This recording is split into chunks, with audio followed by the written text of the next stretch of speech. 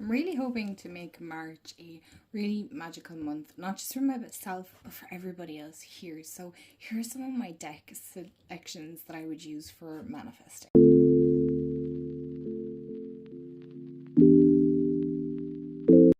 Hey everyone, and welcome back to my channel, or welcome to my channel if you're new. Hi, I'm Mand. So I thought with this video that it would be a great idea to do kind of a decks I would suggest for using for manifestation, getting in an alignment with yourself, kind of getting into, and like I said, the right frame of mind to make March as magical as we can.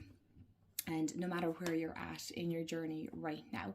So I have a lot more Oracle, I feel, than I do Tarot. I try to keep it somewhat even, but if you have any suggestions on decks that you believe would be great for manifesting, or just bringing more magic, bringing in more, as I like to say, finding magic in the mundane, kind of making, whether it be the start of your day or the end of your day, just that bit more magical, that bit more uplifting. It's really about getting into the right frame of mind this month. That's where I'm wanting to aim with this, is that we're not just manifesting things, but we're also getting into the right frame of mind. So grab a snack, grab a drink, and we will get into some of the decks that I reckon will help you on this whatever you want to call it, whether it be manifesting, law of attraction, whatever may be the case.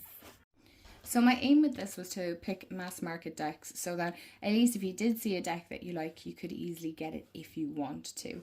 Alright, and so the first ones I'm going to mention, they're both by the same creator, and I know I mentioned one of them in my tag video, and these would be Affirmation decks, and this one is by, and the next one is by Gabrielle Bernstein, and this is The Universe Has Your Back. And for me, affirmations are extremely important, for the reason being is they kind of get me back into that positive, more, not even just positive, but better mind frame, so better frame of mind really is the word I'm looking for, so that I am able to like affirm to myself. So these are the backs and these are the cards. So I really like some of the cards and then I don't like others, so I'm thinking of combining these two just to make my own kind of affirmation deck, which I have been working on.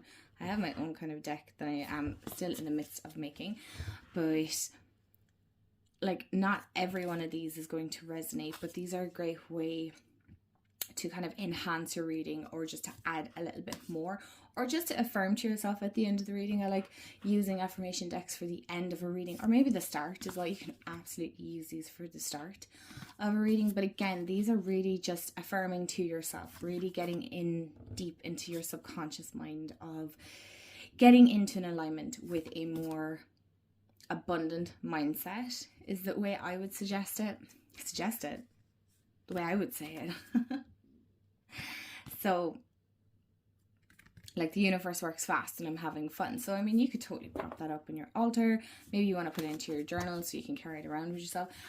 There are some that I'm just like, no, I don't really resonate with that, or maybe it just doesn't make sense to me. I can't think of any of them off the top of my head, but these are just great little reminders, especially again if you're working maybe on a vision board, maybe you're doing a digital vision board, or if you're like me, you like to do physical. And this one is the Spirit Junkje, but the only thing is my Spirit Junkje one is missing cards, for the reason being is I unfortunately left this up on my desk and left the window open, and it rained on top of it and ruined some of the cards. Well, not ruined them, but they're not great, so I just didn't bother adding them back in to the deck. I think this one would be my favorite out of the two that I've shown, although I like both of them. I feel like this one is a little bit more colorful. Did I show the backs?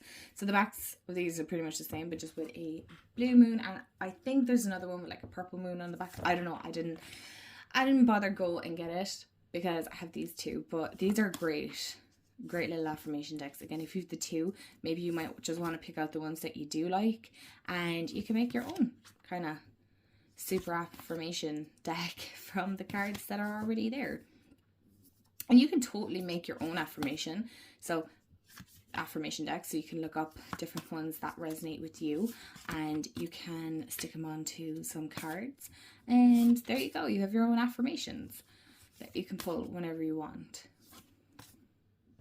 So why not just pull a card right now? This would be one of my more used ones. And I like this deck. My power lies in my peaceful presence. Oh, I don't know how peaceful I am at the moment, but... Alright, so the next two Oracle decks are actually by the same creator. And these are the Moonology ones. So, oh my gosh, this is impossible to show because it is silver. And this is by Yasmin Boland, and you can nearly guess what the next one is. But this is an old deck. I feel this one has been been around quite some time. Now I want to pull out the guidebook because I feel like the guidebook is a great one as well. And so, working around the phases of the moon for manifesting or getting an alignment, I'm not going to keep saying the same words, is a great way to help amplify your intentions and your goals. I definitely feel working with the phases of the moon is the great way. Even if you only ever go with full and new moon, it's a great way, even though we have many different phases. So I feel like this is a great one because not only do you have lovely spreads, and this has been a long time since I've looked in this guidebook, but you have some lovely spreads, but you also have the moon phases. So this is actually kind of sectioned off. So let me show you. If you haven't seen this, I'd be surprised if you haven't. But this is, you have the moon phases, new moon, full moon, and then you also, so in all the different astrological signs, and then you also have special moon cards. So you have new moon eclipse, full moon eclipse, waxing moon, waning moon, and so on and so forth. Okay, and what I like about these is it gives you your little, I'll show you your cards in a minute, but like you have your gibbous moon here, so you're very close to achieving your goals, and so then attuned to the moon. I know I'm on the right track. So again, a nice little affirmation. I'm just gonna make sure we're focused. Yes, additional meanings, and then what is the teaching? So you have a message, and then what is the teaching of the gibbous moon? And so it keeps going. So you have like your little affirmations within this guidebook as well. So it's a really great one to dip into if you're wanting to work with the phases of the moon. And I feel like these are great like altar cards, or maybe you want to use it in your desk, or again in your journal, whatever it is. Excuse me. Or maybe you might want to find, okay, so we have, what was the last moon we had? I think it was new moon in Pisces. Not that I know. This should not be in order wise. Okay, so I don't know why that's in order, but we have, no, it's the new moon. Oh, jeez. So just pretend. Can I even find it off the back? Probably not. Of course, the one card I pick. So as you can see, we say if you have a full moon in Pisces, you have balance, spirituality, and practicality, and then you look it up. And so then you have your new moon. There you go. And you have the astrological signs as well. And obviously, if you know more on astrology, then you probably do than I do, because I'm not the best in astrology, to be honest. And did I put this all in order? I don't know why I did that. So meditation and contemplate. So that would be our new moon. So maybe you want to look up what the phase of the moon is, and then you want to get the card out and put it into your journal, or maybe you want to photocopy and put it into your journal. So you can incorporate these in great ways when manifesting. That's kind of just some of my suggestions that I would try and do. I can't say I've done them myself, but that's something that I'd be interested in. And of course, she's a great one. So Moonology, manifestation. So, I mean, honestly, I could nearly end the video here. Here you go. Here's a deck. And I love the color of this. It is chef's kiss. If you don't know, I really like purple style decks. I've just noticed that. No, I kind of always knew that, but again, another great guidebook. So you have working with the cards, and then you have new moon cards, and you have first quarter moon cards, full moon cards, and last quarter. So this is working in 4 different sections. I'm not the best at math, so please do bear with me. I love the backs. These definitely have to be one of my favorite backs of cards, but this is a little bit more detailed, we'd say, picture wise. So if you wanted to read a bit more intuitively, you could. And again, you could use this one very much along the lines of how I was saying with the Moonology cards, that you could look in Oh, I must look in the guidebook for you actually. 1 second. I believe it's written kind of the same way. It doesn't have the picture this time, but what it does have is like your little description, manifesting mix. So this card brings in a steadfast energy, but it's clashing with another energy that wants to be free. And then seed control for best results and manifesting mindset. So getting you into that mindset, tune into your manifesting powers and when to manifest your magic. And is there more on the other side? I think it's just like over 2 pages. Yeah. A great guidebook again if you want a small little book on getting into manifestation. And this is a great one. So like full moon in Cancer, so let your fears dissolve. So if the next full moon was I'm not sure which is the next one, is it full moon in Aries? Are we back to Aries now? So you might want to pick up, you know, the full moon in Aries and then keep that on your desk and, you know, change them out as the moons come up. So maybe you want to keep them on your altar space to keep you in that constant reminder and in that mindset. Okay, and the next oracle deck that I want to talk about was the Spellcasting Oracle. And so I sometimes feel like, okay, I'm not sure how some people, but this is just my opinion, right? I'm not trying to step on toes here, but I feel like whether you call it manifesting or spellcasting or anything like that, really what, like, I suppose the point I'm trying to get to here is that it doesn't matter what you call it. It's really you focusing your energy on one thing and or maybe a couple of things, so whatever may be the case here, and that you're really putting that intention behind it. So again, whether it's called setting goals or spellcasting or manifesting or speaking it to the universe, whatever way you want to call it. I can't think of any more examples, so please feel free to write them in the comments below. You're really just trying to attract more into your life. That's the way I would put it. Or you're trying to send good energy somewhere, anything like that. Again, these are all Hay House decks actually that I've shown. So, you know, as far as I know, none of them have gone off the market. This is a great little one.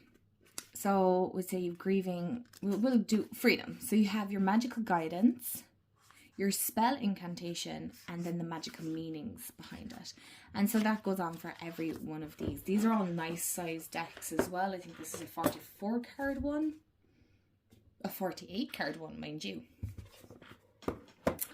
And these are the backs. I've shown these a few times, I believe. I really like them. I haven't used them in quite some time, but I really feel like these would be great ones if you want just quick insights like, how is my, oh, there you go, manifestation. Like, what way should I be going? You know, where should I turn my focus to? What should I put my focus to? You know, where do I need to pay focus to? Or what do I need to let go of? Or, you know, you can even look up even questions.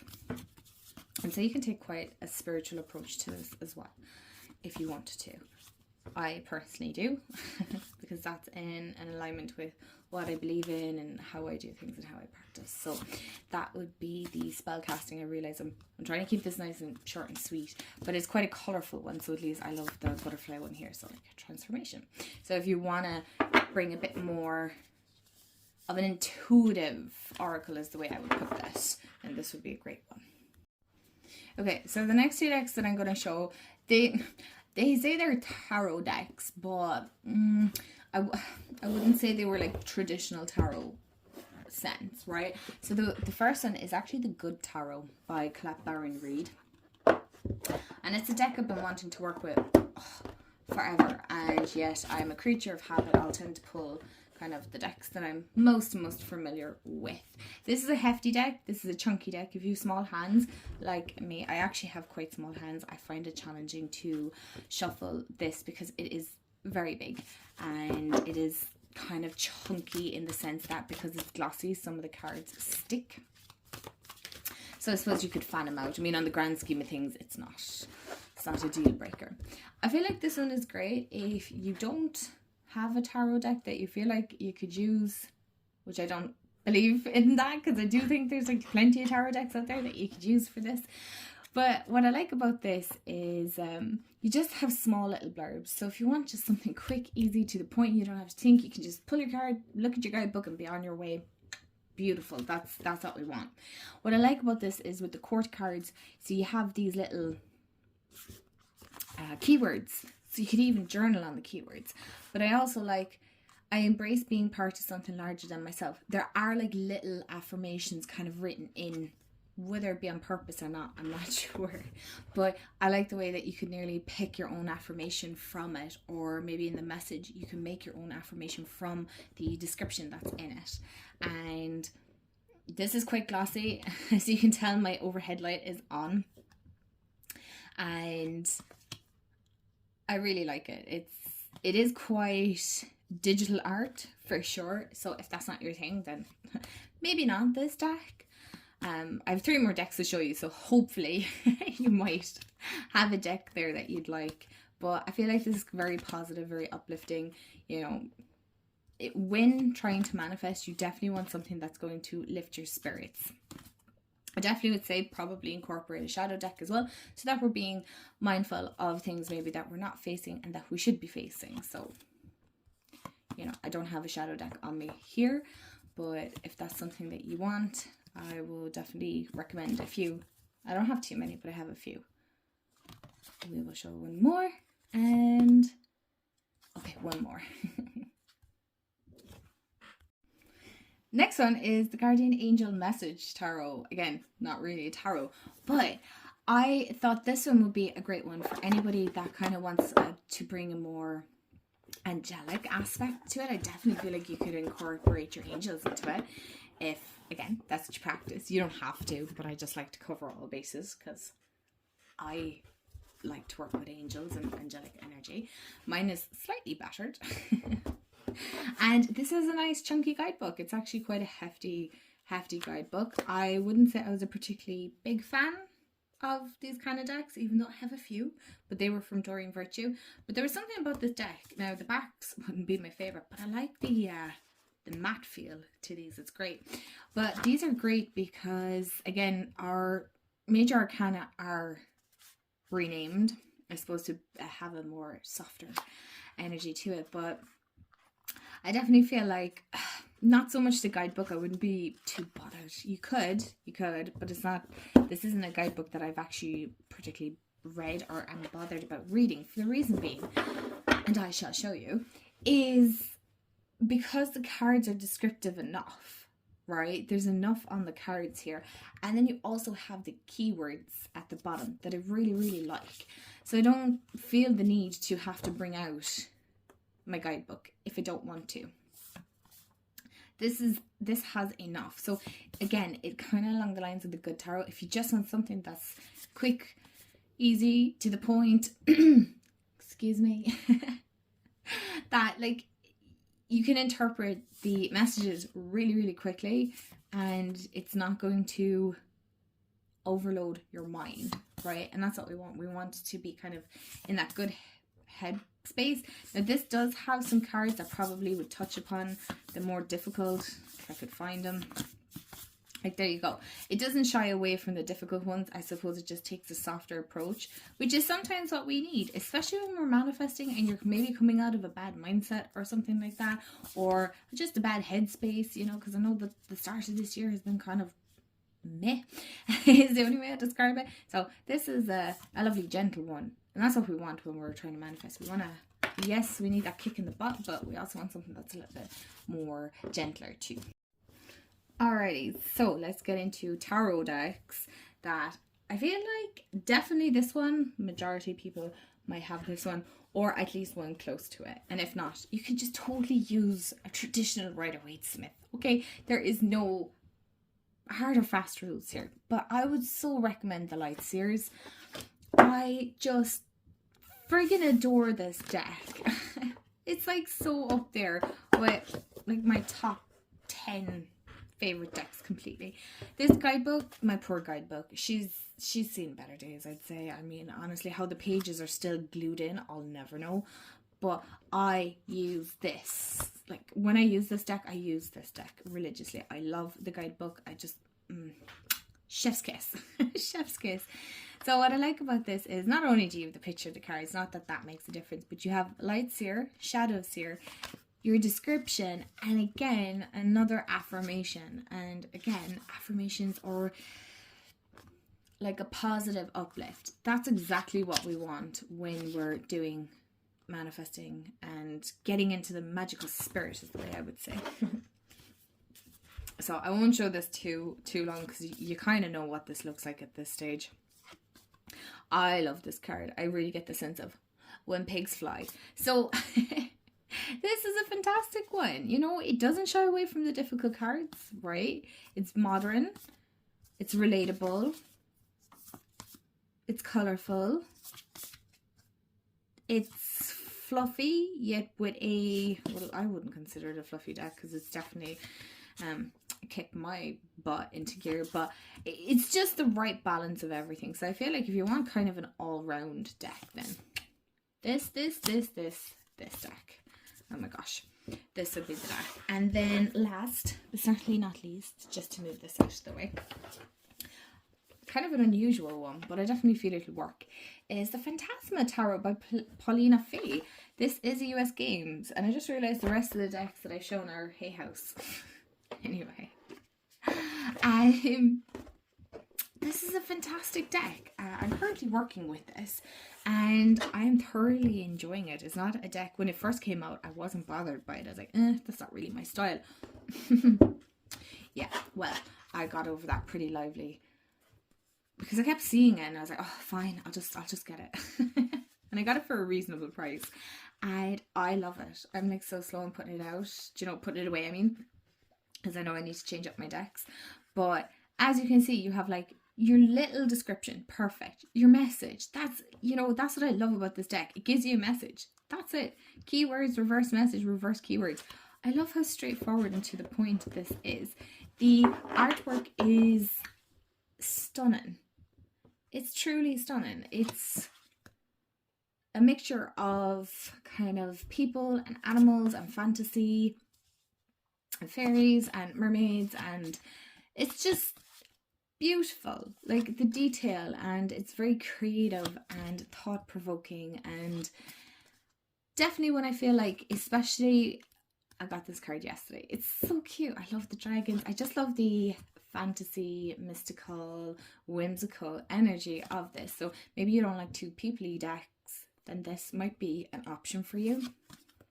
It's beautiful, and like you could definitely meditate, so meditation would be a great way of getting into, manifesting and things like that. So, this could be a great one that if you want to manifest and you want something to visualize, then this might be a fantastic deck for that.